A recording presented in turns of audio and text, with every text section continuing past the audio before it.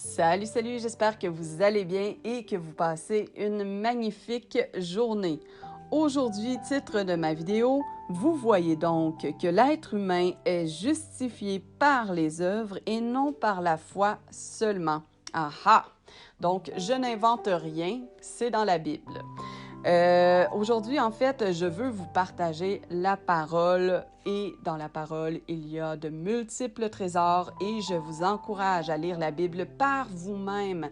C'est ultra important, je trouve. En tout cas, je vous encourage à le faire. Oui, c'est bien les enseignements que les autres peuvent nous donner.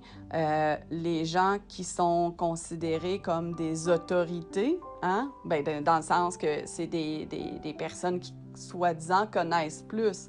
Mais il ne faut jamais oublier que c'est l'Esprit qui nous enseigne d'abord et avant tout. Si vous êtes né de nouveau, si vous êtes converti réellement, l'Esprit va vous enseigner toutes choses et c'est bien de compléter avec des enseignements de gens qui sont eux-mêmes convertis parce que c'est pas toutes les personnes qui enseignent qui sont converties. Ça, c'est important de ne pas l'oublier. Mais c'est ça complète bien, mais il y a un travail à faire par soi-même et faites confiance au Saint-Esprit qui vous enseigne et n'ayez pas peur de lire la Bible, de lire la parole. Je vous le dis, vous allez apprendre des choses merveilleuses là-dedans. Et aujourd'hui, le partage que je veux vous faire, c'est le livre de Jacques, chapitre 2, les versets 14 à 26 qu'on va vous lire. Et là, je pense pas que je l'ai dit, mais j'avais pris le verset 24. Donc, Jacques 2, verset 24 pour le titre de ma vidéo. Et j'ai fait exprès de prendre ce passage-là parce que dans le milieu chrétien, j'ai tellement entendu souvent que c'était la foi qui sauvait. Oui, ce n'est pas nié là-dedans, c'est écrit, ça le dit dans le titre, que non pas par la foi seulement. Oui, la foi sauve, mais en fait, la foi, quand on a réellement la foi, ça va engendrer dans notre cœur, ça sème, la foi sème des œuvres dans notre cœur. Le Seigneur nous met à cœur de faire des œuvres.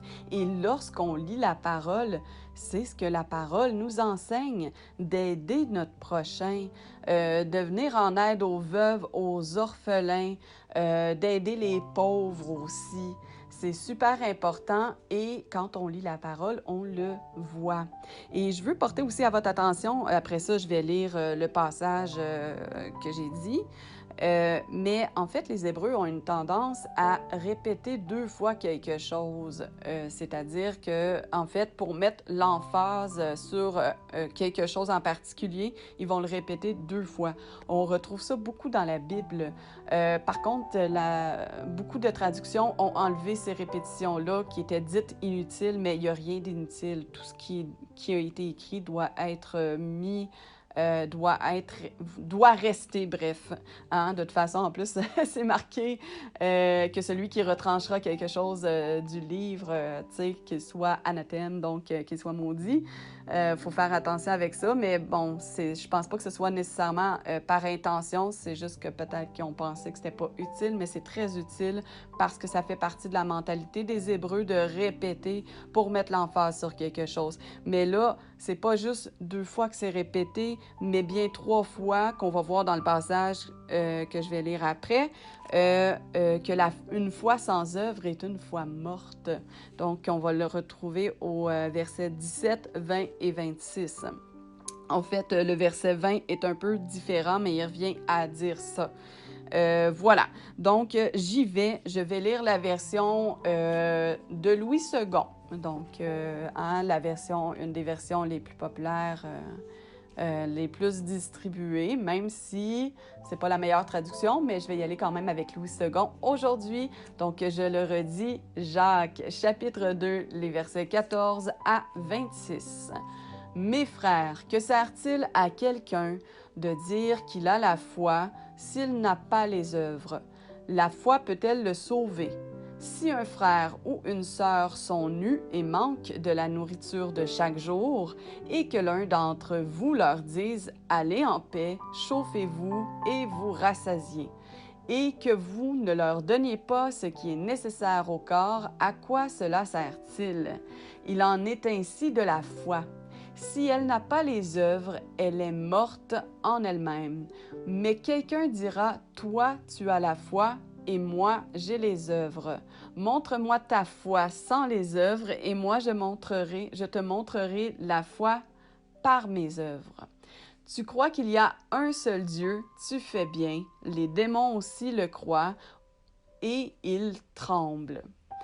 Veux-tu savoir, ô homme vain, que la foi sans les œuvres est inutile? Abraham, notre père, ne fut-il pas justifié par les œuvres lorsqu'il offrit son fils Isaac sur l'autel? Tu vois que la foi agissait avec ses œuvres et que par les œuvres, la foi fut rendue parfaite. Ainsi s'accomplit ce que dit l'Écriture. Abraham crut à Dieu et cela lui fut imputé à justice. Et il fut appelé ami de Dieu. Vous voyez que l'homme est justifié par les œuvres et non par la foi seulement.